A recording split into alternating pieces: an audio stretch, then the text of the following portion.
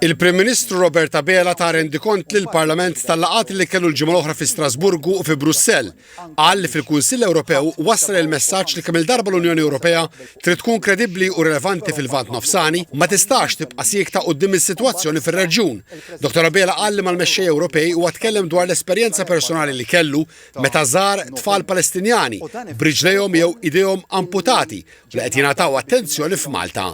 Mistoqsim il-kap tal-Oppożizzjoni Bernard Grech għaliex skontu ma żammx mal-kelma illi Malta ser tirrikonoxxi l-Istat Palestinjan f'Ġunju, il-Prim Ministru jieġeb li dan kellu jsir ma' pajjiżi oħra f'konferenza fl-20 ta' Ġunju illi ġiet posposta mill-President Franċiż Emmanuel Macron.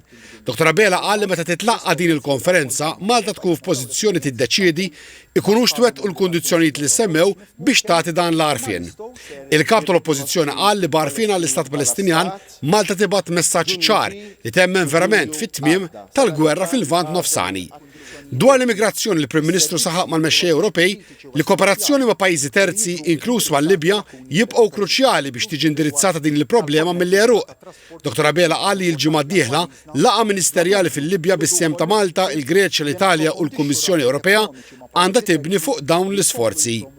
Il-kap tal-Oppożizzjoni staqsar il-Prim Ministru kif beħsibu jnaqqas id-dipendenza fuq il-fuels importati u appellalu biex juża aħjar il-fondi Ewropej għal investimenti f'sorsi ta' enerġija nadifa u rinnovabbli. Il-Prim Ministru ħabbar li fil-jiem li għaddew ġie ffirmat il-kuntratt għall-installazzjoni tat-tieni interconnector li jaqqat lil Malta mal-Grid Ewropew tal-Enerġija li qal se jitwettaq kif ippjanat sas-sena d-dieħla. Dwar il-pipeline tal-gass, Dr. Bela qal li kienu l-alleati diretti tal-Partit Nazzjonalista li qajmu kruċjata mal-Unjoni Ewropea biex iġaħdu lil Malta minn din il-konnessjoni. Il-Prim Ministru qal li l-Gvern huwa kburi bli jagħmel fl-enerġija billi ta' garanzija ta' stabilità fil-prezzijiet tal-elettriku, il-gass, il-petrol u d-diesel.